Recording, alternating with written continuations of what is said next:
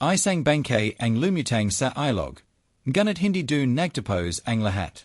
Mula sa dilim, isang multo ang bumangon, hindi para manakot, kundi para humingi ng hustisya. Sino ang pumatay? Sino ang nagtatago ng kasalanan? At paano magiging saksi ang isang lalaking walang balak madamay? Kung handa kaya, pakinggan ang nakakakilabot na kwento ng Bangkay sa Ilog, ang Multong Humihingi ng hustisya. Malamig ang simoy ng hangin sa Tabing-Ilog. Tahimik ang paligid, tanging lagaslas ng tubig at huni ng mga kulaglig ang maririnig. Lumapit si Marco upang tingnan ang kakaibang anyo na lumulutang sa ibabor ng tubig. Kumaro ang kanyang dibdib ng antay-antay niyang makalala ang isang bangkay ng Bahay. Namimutla ang balat, nakadalat ang mga mata, at ang buhok ay nakalugay na parang nilalaro ng agos. Sumingo ang amoy ng nabubulok na layman, sumiksik sa ilong, at halos masuka si Marco. Nanlaki ang kanyang mga mata nang biglang gumalo ang bangkay. Ang malamig na kamay ay tila kumakapat mula sa ilalim ng tubig. Naramdaman niya ang lamig na gumapang sa kanyang balat, parang may humahaplos mula sa kailalaman. Nagpatuloy sa pag-ikot ang hangin, kasabay ng bulong na mahina ngunit malinor. Hustisya, hustisya. Napatras si Marco, nanginginig ang tuhad, ngunit hindi siya makatakbo. Ang tinig ay jumadagundong sa kanyang tinga, mas malakas kaysa sa agosing ilog. Sa isang iglap, lumator ang muka ng Bahay mula sa tubig, mas malinor, mas nakakatakot. Ang mga mata nito ay punong-puno ng galit, ngunit may bakas ng pagmamakawa. Nabatawan ni Marco ang lampara, bumagsak ito sa lupa, at kumalat ang liwanag sa basang damo. Ang paligid ay tila lumabo, at ang ilog ay naging kulay dugo sa kanyang paningin. Sumigor siyan gunit walang tinig na lumabas. Ang hangin ay biglang huminto, at ang mundo ay tila nakakinig lamang sa isang tinig. Hindi ako tatahimik, hanggang sa makuha ko ang aking Katarungan. Nanginginig pa rin si Marco habang nakatayo sa gilid ng ilog. Hindi niya alam kung paano siya makakawala sa malamig na titig ng multo. Parang mga bakal na tanakala ang mga mata ng Bahay na pilit siyang hinahawakang huwag lumayo. Ang paligid ay tila nagbago ng anyo. Ang mga panongkahoy ay nagmistulang mga anino na nakatinghay sa kanya. Ang mga sanga ay kumakaway na parang mga kamay na gustong dumaklot. Muli niyang narinig ang tinig, mas malinor at mas matalim. Siya ang kumuha ng aking buhay. Siya ang nagtapon sa akin dito. Siya ang dapat magbayad. Sumasiksik ang bawat salita sa kanyang utak. Parabang may bigat ang hangin na pumapaiga sa kanyang dibdib. Naramdaman niya ang powers na jumadaloy sa kanyang likid kahit malamig ang gabi. Ang kanyang lalamunan ay tuyo, ngunit pilit siyang lumulunok. Sa kanyang panan, kumakaluskos ang mga tuyong dahan. Tila may humahakbang papalapit. Mabilis niyang iniikot ang tinjin, ngunit wala siyang makita. Sa halip, mas lumakas ang bulong ng Bahay mula sa ilog. Ilabas mo ang katatakutan. Sabihin mo ang iyong nakita. Bago pa mahuli ang lahat. Muling gumalo ang bangkay. Mula sa tubig, ang katawan ng Bahay ay dahan-dahang umahon. Basang-basa ang kanyang bestida. Dikit sa balat ang telang nanlilamahid ng putik at jugo. Bawat hakbang niya palabas ng ilog ay may kasamang tunog ng tubig na kumakalat sa lupa. Ang kanyang mga pa ay sugatan, may bakas ng pakikagapos. Si Marco ay hindi na nakagalo. Ang kanyang mga kamay ay nanginginig, hindi niya alam kung tatakbo o sisigo. Ngunit ang kanyang tinig ay parang ninanako ng hangin. Nakatitig sa kanya ang Bahay. Lumalapit ng dahan-dahan. Ang kanyang muka ay hindi lamang galit. Ito ay puno rin ng sakit at kawalan ng pag-asa. Hanggang sa tumigil ito sa harapan niya. At sa malamig na tinig, muling nagsalita. Kung hindi mo ako tutulungan, iko ang susunod. Gusto mo ba na ituloy ko pa ang kasunod na bahagi kung saan untayanting nalalaman na Marco ang totoong nangyari sa Bahay at kung sino ang pumatay sa kanya? Nanlaki ang mga mata ni Marco sa narinig. Ang kanyang hininga ay naging mabigat, halos hindi siya makahinga. Ang Katahimikan ing gabi ay tila banutas ing malamig na tinig ing Bahay. Ngunit bago siya makasagot, biglang bumalik sa tubig ang multo. Walang tunog, walang bakers, parabang nalunod muli sa dilim ing ilog. Naiwan si Marco na nanginginig, hawak ang kanyang dibdib na mabilis ang tibok. Ngunit hindi dun natapos ang lahat. Sa kanyang paligid, tila may mga matang nakatingamula sa mga anino ing kagubatan. Ang mga dahan ay kumalaskos kahit walang hagan. Ang mga ibon na kanina ay humuhuni ay biglang nanahimik. Parang ang buong mundo ay huminta upang saksihan ang kanyang kinatatayuan. Dahan-dahan siyang lumakad paleo sa ilog. Ngunit bawat hakbang niya ay tila may humahabol. Naririnig niya ang pagtunog ing tubig, kahit wala na siyang nakikita. Naririnig niya ang bulong sa kanyang likod, mahina ngunit malinor. Huwag kang tumalikod sa akin. Napilinggan siya, ngunit wala rune ang Bahay. Ang tanging nakita niya, ang mapanlinlang na agos ing tubig na jumadaloy. Ngunit ang kanyang mga mata ay biglang napako sa isang bagay. Sa giliding ilog, nakabayan sa putik ang isang maliit na pulsras. Kinalabutan siya nang makalala ito. Ito ay ang pehong pulsras na swatting kanyang kakalala, si Althea. Isang Bahay na matagal nang nawawala sa kanilang baryo. Ang mga daw ay nagsabing siya ay tumakas, na siya ay hindi na babalik. Ngunit ang gayon, malinor kay Marco ang katatohanan. Hindi siya tumakas. Siya ang Bangkay na nakita niya. Siya ang Multong Humihingi ing Hustisya. Nang hawakan na Marco ang pulsras, muling umahip ang malamig na hagan. At kasabay nito ay naramdaman niya ang malamig na kamay na dumampi sa kanyang balikat. Dahan-dahan siyang lumingan. At sa kanyang likuran, naroon muli ang Bahay. Mas malapit. Mas malinor. At sa kanyang mga labi ay lumabas ang mga salatang yumanig sa buong katawan ni Marco. Alam mo kung sino ang pumatay sa akin. Gusto mo ba ituloy kayo ito hanggang sa maipakita kung paano nadadamay si Marco sa paghahanap ing multo ing Katarungan? Nanlamig ang buong katawan ni Marco. Ang mga salita ing Bahay ay parang mga palaso na tumasok sa kanyang isipan. Alam mo kung sino ang pumatay sa akin. Paulit-ulit itong umuukit sa kanyang pandinig. Ang kanyang mga kamay ay nanginginig habang hawak pa rin ang pulsras.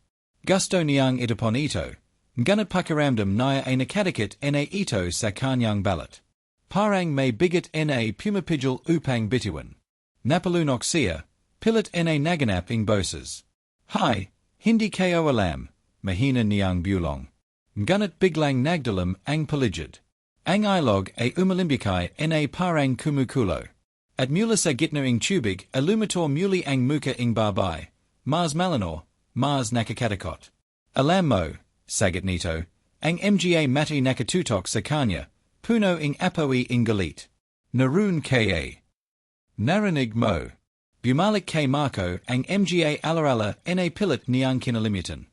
Ang gabi ing pakawala ni Althea. Ang sigawan mula sa gubat.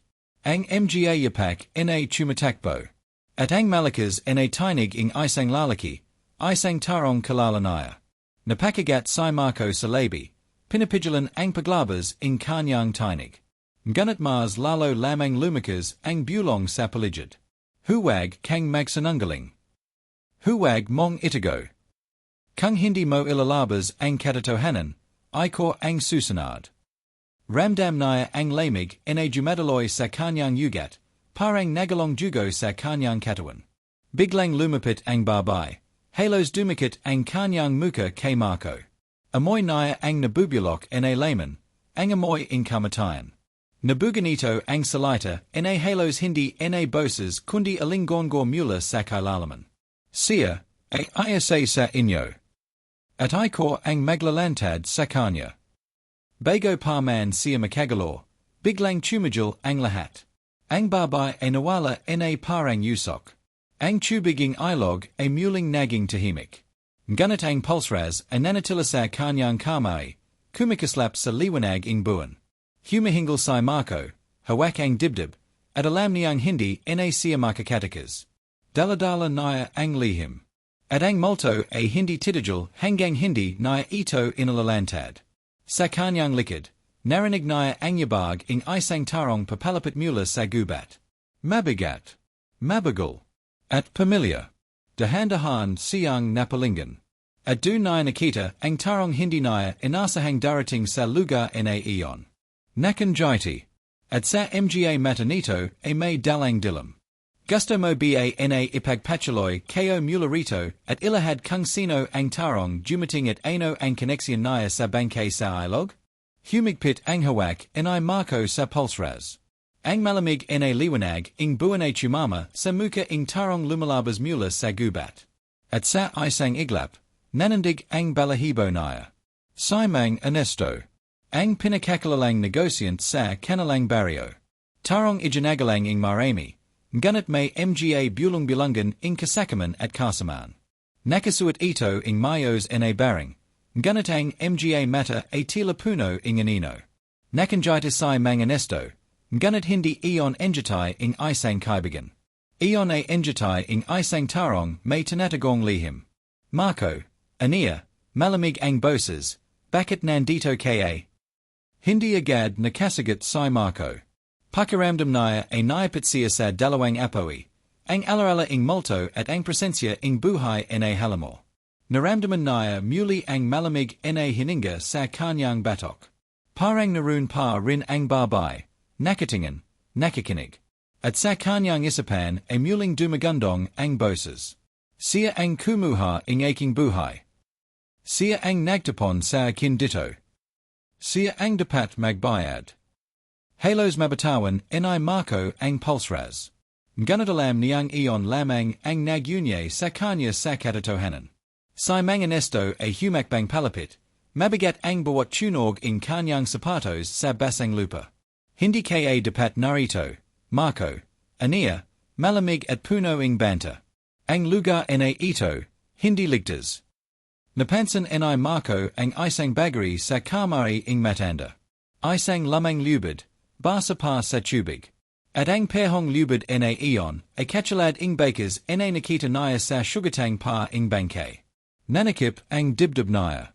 Gusto niyang sumigaw, gusto niyang tumakbo, ngunit ang kanyang mga binti tila naging baito. Naramdaman niyang unti-unting lumalapit ang dilim sa paligid. Ang mga kulaglig ay natahimik, ang ilog ay muling umalimbikay. At sa mismong tabi niya, parang sumalip mula sa tubig ang muka ng babay. Hindi ito nakikita ni Mang Ernesto, ngunit malino ito kay Marco. Maputla, jugwan, at nakatitig ng tuwid sa kanya. Huwag kang matakot, bulong ng multo. Ipakita mo ang katatohanan. Sa sandaling iyon, tumilo ang malamig na pawis sa no ni Marco. Alam niya ang panganib. Ngunit alam din niyang hindi na siya makakatakas. Kailangan niyang pumalay, manahimik at maging susunod na biktima, o magsalita at harapin ang galit ng makapangyarihan. At sa harapan niya, si Mang Ernesto ay nakanjiting muli. Injiting parang walang kasalanan. Injiting puno ng panlalanlang. Marco, may nakita kaba, tanong nito, mababa at mabigat. Ang tanong ay tila nagiwa sa hagan, at ang mundo ay tumigil upang hintayin ang kanyang sagot. Nakatitig si Marco kay Mang Ernesto. Nararamdaman niya ang bigat ng tanong na binituan nito. May nakita kaba. Ang kanyang lalamunan ay natuyo, parang nagdidikit ang kanyang dila at ngalangala. Sa gilid ng kanyang pananjan, naroon pa rin ang babay. Nakatayo sa ibaboring tubig, nakatingin sa kanya ng diretso, ang mga matari nagsasumamo.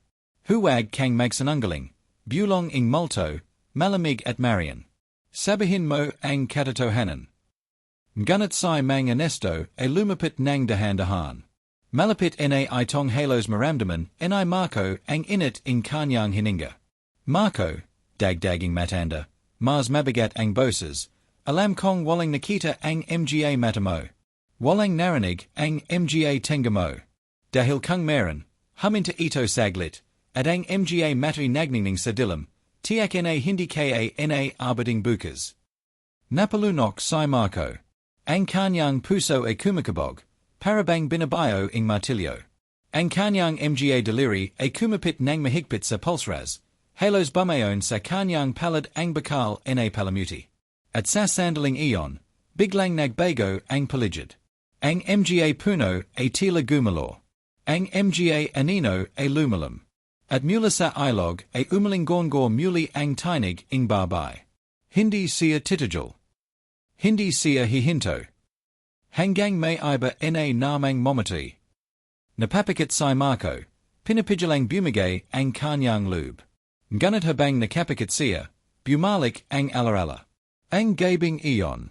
Ang pag-ayak na althea habang hinihila sa gubat. Ang pagmamakawa niya na huwag siyang saktan. At ang tinig na Mang Ernesto na malamig at puno ing galit.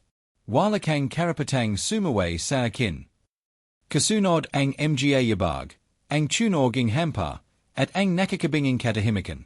Muli niyang iminulat ang kanyang mga mata. At ang gayon, sigurado siya. Si Mang Ernesto ang pumatay. Siya ang nagtapon sa katawan na althea sa ilog. At siya ang dahilan kung bakit hindi matahimik ang kaluluwa nito. Humigpit ang kanyang dibdib, ngunit sa kabila ing takot, naramdaman niya ang paganit ing kanyang dugo. Dahan-dahan siyang tumingala, hinarap ang matanda, at sa tinig na halos basag, nagsalita siya. May nakita ako. Nanlaki ang mga mata na Mang Ernesto. Ang kanyang enjatay ay nawala, napalitan ing malamig na titig. Anong sinabi mo, tanong nito, mababa at puno ing banta. May nakita ako, ulit na Marco, mas malanorin gayon ang kanyang tinig. Alam ko ang ginawa mo. Ang hagan ay biglang lumakas, nakalaskusan ang mga dahan. At mula sa likuran ing matanda, untayanting lumator ang hugis ing Bahay, nakatayo at nakatingin. Ang kanyang mga mata ay nagliliyab sa galit, ngunit ang gayon ay may bakas ing pag-asa. Si Marco ay nanginginig, ngunit alam niyang wala ng atrasan. Ang gabi ay hindi na magiging Katahimikan ing Takot. Ito ay magiging simula ing pagbubunyag. At si Mang Ernesto, ang kanyang mga kamay ay kumuyom, puno ing galit at pananakit. Kung ganun, Marco, aniya, humakbang palapit, hindi ka na makakalis dito ng buhay. Nanagas ang mga tuhad na Marco sa banta na Mang Ernesto. Ang bawat salatang binitawan ing matanda, ay parang sabat na sumasaksak sa kanyang dibdib. Ngunit higit na mas matindi ang bigat ing malamig na presensya sa kanyang tabi, ang multo ing Bahay na hindi na tumitigil sa pagtingin sa kanya. Nakatayo ito, maputla, juguan, at halos humihinga ing galit. Hindi ka makakatakas, bulong ing multo, sabi na nakatuan ang mga mata kay Mang Ernesto. Nagampisan ang manginig ang mga kamay ing matanda, hindi dahil sa lamig, kundi dahil sa takot. Nakaramdam si Marco ing kakaibang lakas sa kanyang dibdib, na parang ang mismong kaluluwa ing Bahay ay jumadaloy sa kanya. Bumalikwas si Mang Ernesto, itanas ang kanyang kamay na may hawak pa ring lamang lubid. Wala kang narinig, wala kang nakita, siguro nito. Mabilis na umatras si Marco, ngunit natigilan siya ng biglang tumigil ang oras sa kanyang paligid. Ang mga dahan na lumilipad ay tila nakabatan sa hagan. Ang agosing ilog ay nanataling nakatas, parang yellow na notagil sa gitna ing pagagos. Tanging si Marco at ang multo ang gumagalo. Lumapit ang Bahay sa kanya, ang mga matri puno ing luhar at galit. Marco, bulong nito, huwag kang matakot. Hindi ka nag-iisa. Hinawakan nito ang kamay na Marco, malamig ngunit matatag. Sa sandaling iyon, biglang bumalik ang pag-ikot ing mundo. At sa pagbabalik ing galore, narinig niya ang malakas na siguro na Mang Ernesto, sabi hampa ing lubid. Ngunit ang lubid ay hindi tumama. Sa halip, parang tinilak ing hagan ang kanyang kamay, at ito'y bumalaktat public sa kanyang katawan. Napatras si Mang Ernesto, napahawak sa kanyang braso na tila binigatan ing hindi nakikitang puwersa. nakakatindig k Marco, at ang takot ay untayanting gumapang sa kanyang mga mata. Multo, bulong naya, halos hindi makapaniwala. Hindi totu, imposable. Ngunit bago pa siya makabangan, umalinggongo ang tinig ing babay mula sa lahating dako. Hindi ako titigil. Hindi ako tatahimik. Hanggang iko ay magdusagaya ing ipinadama mo sa akin. Nageko ang boses na parang libo-libong tinig na nagmumula sa mga puno, sa tubig, sa mismong lupa. Si Marco ay nakatayo, nanginginig, ngunit ngayon ay alam niya, hindi lamang siya saksi. Isa na siyang bahagi ing hustisyang hinahanap ing multo. At si Mang Ernesto, na dati makapangyarihan, ngayon na nababalat ing takot na hindi niya maitago. Dahan-dahan siyang umatras, ngunit ang mga anino ing kagubatan ay parang humaharang sa kanyang dinaranan. At mula sa ilaliming lupa, sumarit ang malamig na hamog, jumidikit sa kanyang balat na parang mga daliring humahala. Sumagot siya, ngunit ang kanyang tinig ay nalunod sa dagandong ing ilog. Si Marco, hawak pa rin ang pulsras, ay nakaramdaming tibok na hindi kanya. Isang tibok ing pusong hindi na tumitibok. Isang kaluluwang lumalaban mula sa kabilang buhay. At sa kanyang isip, narinig niya ang huling bulong na althea. Panahon na. Narinig na Marco ang mga yabag na Mang Ernesto habang pilit itong umatras, nalalaman ing takot. Ngunit man siya tumakbo, naroon ang mga anino. Ang hamog ay lalong kumapal, at mula sa ilog ay umahan ang anyo na althea, hindi na isang Bangkay, kundi isang multong puno ing galit at pigiti. Ang kanyang mga mata ay nakatutok sa mamamatay. Bakit mo ginawa ito? Umalinggongo ang tinig niya, mabigat at puno ing sakit. Si Mang Ernesto ay napalyahod, nanginginig, at biglang bumaliktad ang kanyang anyo mula sa isang makapangyarihan tungo sa isang tarong sugatan ing sariling kasalanan. Hindi ko sinasadya, siguro niya. Ngunit ang mga salita ay walang bigat. Alam nilang lahat ang katatohanan. Lumapit si althea, ang mga yapak nari hindi gumagawa ing ingay, ngunit bawat hakbang ay nagjujulit ing paginig sa lupa. Hanggang sa dumikit ang kanyang malamig na kamari sa balikat na Mang Ernesto. Ang kasalanan ay may kabayaran.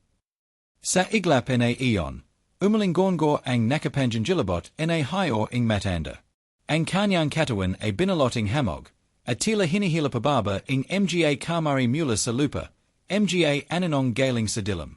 Si Marco ay napatitig lamang, walang magawa kundi saksihan ang Katarungang matagal nang hinihintay. Hanggang sa tuluyang lamunan ing lupa si Mang Ernesto, kasama ing kanyang mga sigor, at muling bumalik ang Katahimikan. Ang ilog ay naging malanor, ang hagan ay naging banayad, at ang mga kulaglig ay muling bumalik sa kanilang awit. Tumayo sa harapan na Marco sa althea, mas payapa ngayon ang kanyang muka. Salamat, mahinahon niyang bulong. Natamo ko na ang Katarungan. Antay-antay siyang naglaho, kasama ang pulsras na hawak na Marco, at ang kanyang anyo ay naging liwanag na sumama sa buwan. Inuwan siyang mag-isa sa Tabing-Ilog, nanginginig ngunit magaan ang dibdib. Alam niyang ang dilim ay may katapusan.